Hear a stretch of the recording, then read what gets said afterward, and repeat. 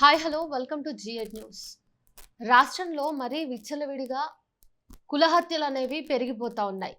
చాలా సంఘటనల్లో దళితులు బాధితులుగా ఉంటున్న విషయం మనం చూస్తున్నాం. దళితులు చావుకు గురవుతున్నారు, హత్య కాబడుతున్నారు ప్రేమించిన పాపానికి అనేటటువంటి వార్తలు నేను చాలా చదివిన, మీరు విన్నారు.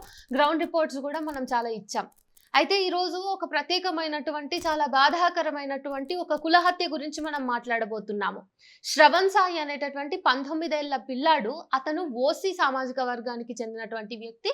19 ఏళ్ల వయస్సు, ఇంజనీరింగ్ చదువుతున్నటువంటి అబ్బాయి అతను. అయితే తన వయస్సు గల ఒక అమ్మాయి శ్రీజ అనే అమ్మాయిని ప్రేమించినందుకు గాను అతన్ని పెళ్లి చేస్తాం రా బాబు, పెళ్లి గురించి మాట్లాడదాం, ఒంటరిగా రా అని చెప్పేసి పిలిపించి అమ్మాయి తల్లిదండ్రులు దారుణంగా బ్యాటుతో తల మీద, పక్కటెముకల మీద, కాళ్ళ మీద కొట్టి హత్య చేసిర్రు. సో ఈ ఘటన ఎక్కడెక్కడో జరగలేదు, మన హైదరాబాద్ నడిబొడ్డునే జరిగింది, బీరంగూడలో. అయితే ఈ ఘటన మొత్తం చూసుకున్నట్టయితే కొన్ని ప్రాథమికమైనటువంటి అంశాలను చెప్పిన తర్వాత ఈ కేసు లోపలికి నేను ఇన్ డీటెయిల్డ్గా వెళ్తా.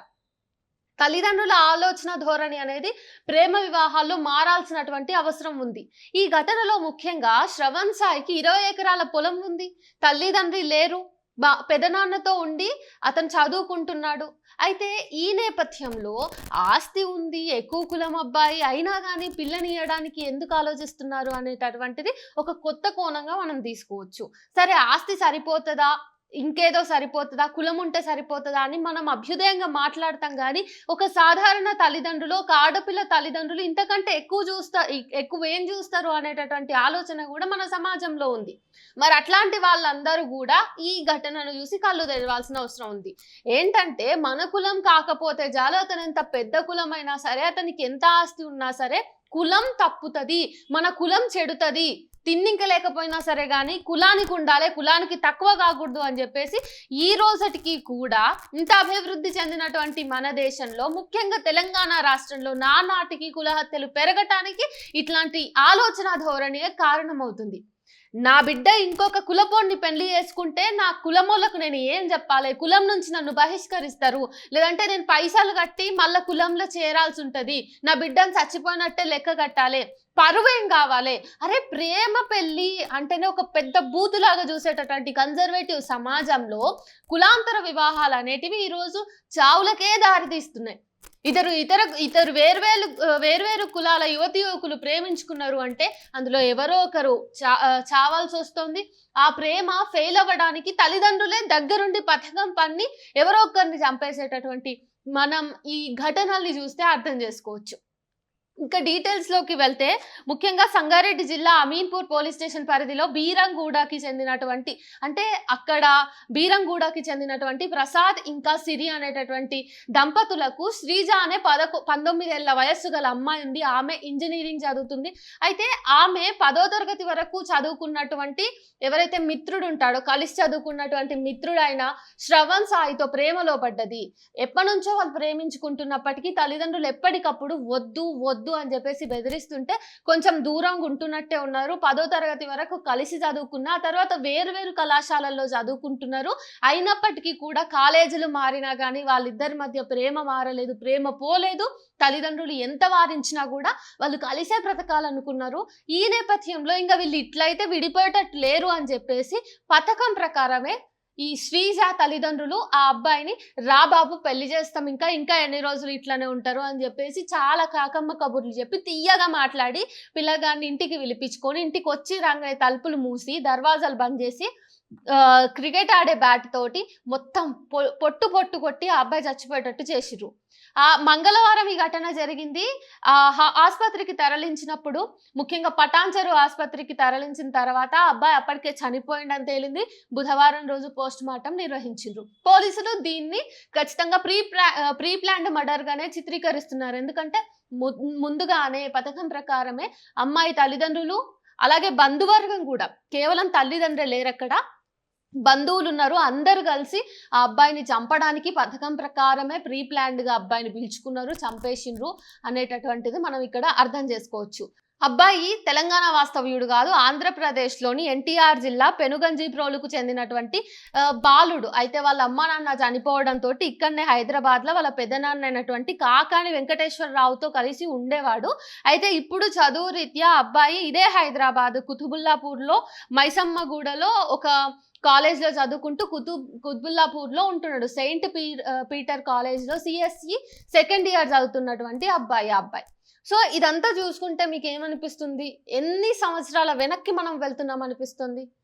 పిల్లలు ప్రేమిస్తే మీకిష్టం లేకపోతే ఏదో రకంగా చెప్పండి. పిల్లలు మారతారా? లేపోతే వాళ్ళు ప్రేమించిన వాళ్ళతోనే కలిసి జీవిస్తారా అన్నది వాళ్ళ ఇష్టం. చివరికి వాళ్ళ జీవితం గదా!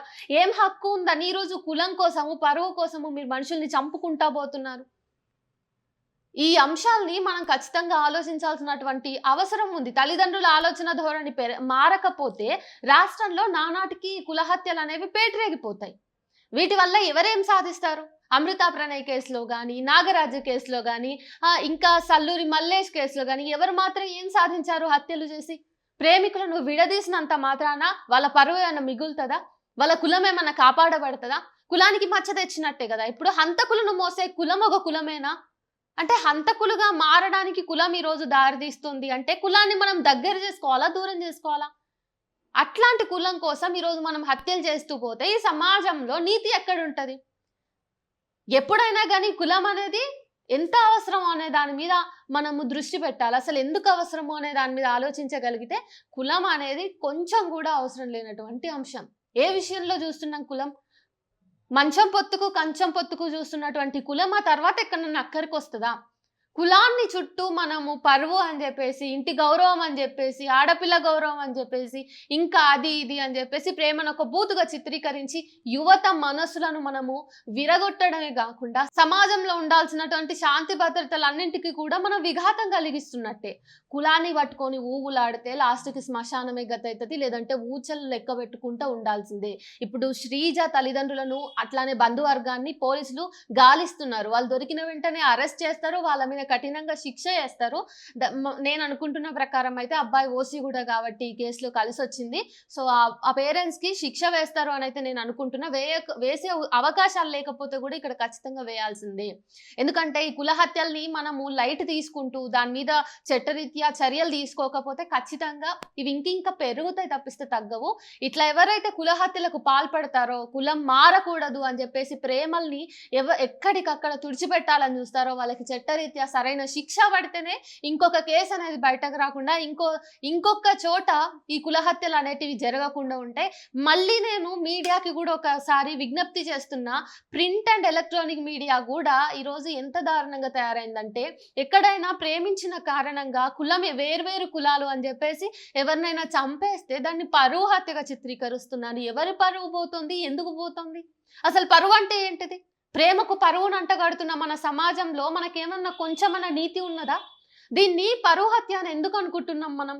అంత చదువుకుని ఉంటారు, మీరు ప్రెస్‌లో పనిచేస్తున్నారు అంటే అంతో ఇంతో సమాజం మీద అవగాహన ఉంటది. ఏది పరువు, ఏది కులహత్య అనేటటువంటి కనీస అవగాహన మీకు లేకపోయిందా? ఎందుకు ఈ ఘటనకు సంబంధించి వార్తాపత్రికది ఏదైనా మీకు క్లిప్ వేద్దామంటే నాకు సిగ్గుచేటుగా అనిపిస్తుంది. ఎందుకంటే అది కులహత్య అని లేదు, పరువు హత్య అని ఉంది. లేదంటే ఒక అబ్బాయి దారుణం హత్య అని ఉంటుంది. ఎందుకు కులహత్యని మెన్షన్ చేయట్లేదు? అంటే సమాజంలో కులాన్ని తొలగించడంలో పాత్రికేయులకి భాగం ఉండదు అని అనుకుంటున్నారా? మీడియాకి ఎటువంటి ప్రాధాన్యత ఉండదు అనుకుంటున్నారా? ఈరోజు మీడియా దీన్ని పరువు హత్య అని చిత్రించినంత కాలం కూడా కులహత్యలు అనేటివి ఎవ్వరికి కనిపించకుండా చాప కింద నీరులాగా పేటరేగిపోతా ఉంటాయి, పారుతూ ఉంటాయి. ఏమంటారు, కలకాలం చల్లగుంటాయి కానీ ప్రాణాలు పోతా ఉంటాయి. ఆలోచించుకోవాలి. ఈరోజు కులహత్యల పేరు మీద జరుగుతున్నటువంటి మారణ కాండను, రక్తపాతాన్ని మనం అంతా కలిసికట్టుగా దానికి ఎదురొడ్డి పోరాడాల్సిన అవసరం ఉంది. కులహత్యల్ని నివారిద్దాము. కులాంతర వివాహాలను మనం అందరం కూడా కలిసిమెలిసి జరుపుదాము. కులాంతర వివాహాలే ఇట్లాంటి హత్యలన్నిటికీ చెక్ పెట్టగలుగుతాయి. చట్టం కూడా దాని పని చేసుకుంటూ పోతే, ఎవరైతే నిందితులు ఉన్నారో వాళ్ళకు సరైన శిక్షణ ఇస్తూ పోతే ఇలాంటి ఘటనలు మళ్ళీ పునరావృతం కాకుండా ఉంటాయి. చూస్తూనే ఉండండి G8 న్యూస్. నేను మీ విప్లవశ్రీ.